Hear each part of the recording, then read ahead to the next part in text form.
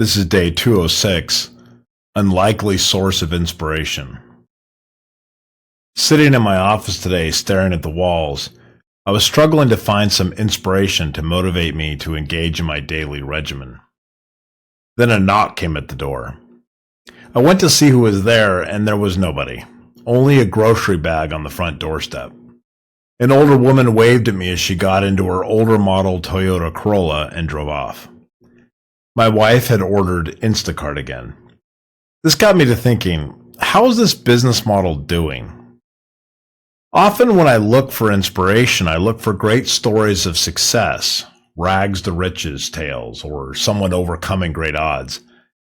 However, I realized today that one of the most unlikely places to find inspiration is in complete failures. Instacart is not a failure, that is for certain.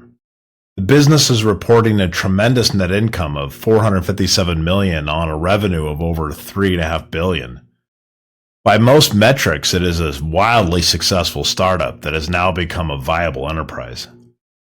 Its asset-light approach has led to a high-volume, high-transaction business with a steady stream of revenue, unburdened by massive operating costs. However, this wasn't the source of my inspiration. I remembered Webvan. This company started in 1999 with largely the same idea behind Instacart.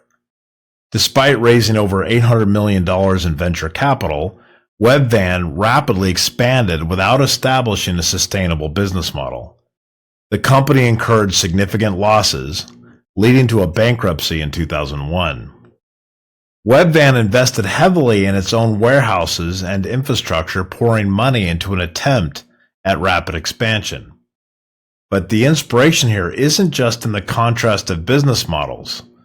Certainly, Instacart's low-cost, partnership-based model has clear advantages. The real inspiration lies in why Webvan collapsed.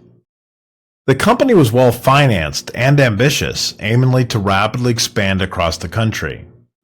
It started as a software platform, but pivoted midstream into a logistics service provider. It took on an incredibly expensive and complex effort to compete with a legacy grocery industry that had already learned hard lessons about supply chain. Webvan never quite got its story straight. It started as an online grocery ordering and delivery service. Then it tried to become an e-commerce platform provider for others.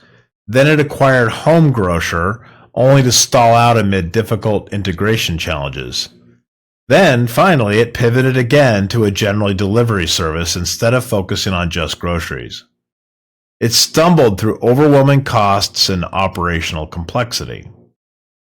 If Webvan had stuck to its original plan, it might have built a grocery delivery ecosystem in major markets that could slowly accrue value.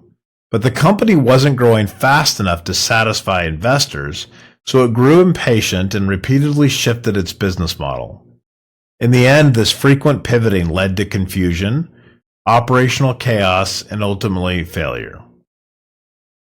The lesson here is clear. A good idea executed inconsistently will always lose to a steady idea executed with focus. Webvan had early promise and resources but lacked discipline. In a rush to scale, it abandoned its core value proposition and tried to become too many things all at once. Each pivot diluted the brand, stretched the operation, and alienated stakeholders. Meanwhile, companies like Instacart learned from this, focusing on sustainable growth, clear partnerships, and scalable systems before chasing new territory. Focus and patience are often the greatest competitive advantages.